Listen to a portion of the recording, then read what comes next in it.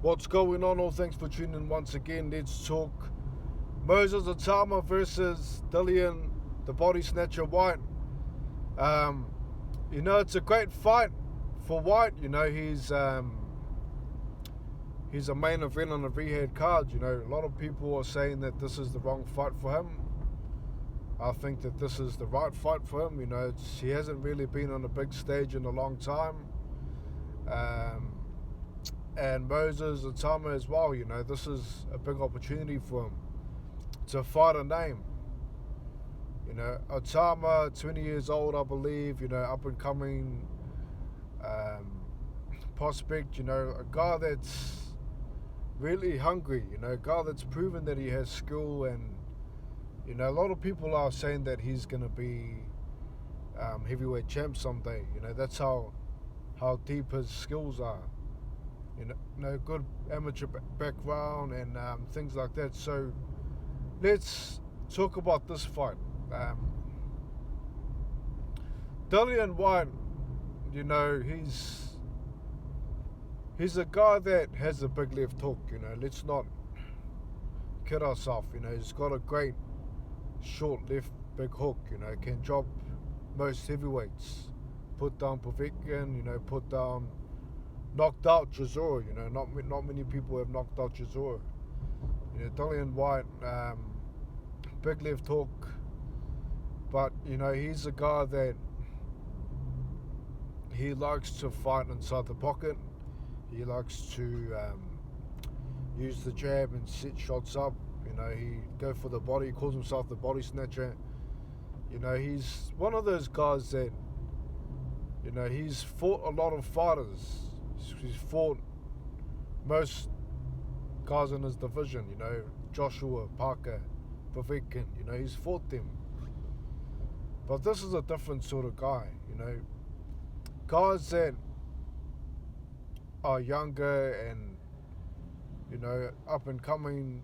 This is the new future of the heavyweights, of the new crop. We've seen this division of giants, Joshua, Wilder, Fury, they've all lost to smaller guys. They've all lost to guys that have, shown that they can beat these taller guys. So the giant heavyweight era is finished. Dillian Whyte is a part of the guys that couldn't beat these bigger guys. So the guys that were able to beat Fury, Joshua, Wilder, was Usyk, Parker, those sort of fighters. Guys that could move, and that's what Moses Itauma is, a guy that can move well. Dillian Whyte struggled against Fury. He really did, he struggled a lot. He couldn't really get inside the pocket like he wanted to. Fury would fight him at mid-range, and the kryptonite for him is the uppercut. The uppercut, he always gets dropped from this uppercut. And I mean, not just dropped, hurt, can't continue. Tyson Fury, Joshua, guys have dropped him, Povetkin, and he's just out completely. So Itauma's a two-handed southpaw. It's going to be a very dangerous fight for Dillian Whyte. Itauma's a guy that does have footwork. Like I mentioned, as a guy that can potentially beat a Tyson Fury or Wilder or Joshua, these tall fighters, because he's got good footwork. Now Tyson Fury, he does have good legs on him, but he just couldn't keep up with Usyk, could he? So I mean, Itauma's in his 20s. I think he is 20, and he's two-handed, undefeated. He's sparred all these guys. He's sparred Fury, Joshua. He's sparred the current title holder, Dubois. He's sparred all these guys. So he knows most of these styles. Dillian Whyte like I said, his short left hook is one of the, he's got a great punch on him. Short left hook, it's always good to have a big short punch because, those are the ones that are hard to counter. You get deep inside the pocket, and if he lands on Moses, who knows? But that's the thing. I don't think that Moses will give him that sort of fight. I think that Itauma's plan is to fight on the back foot, use the jab, counter,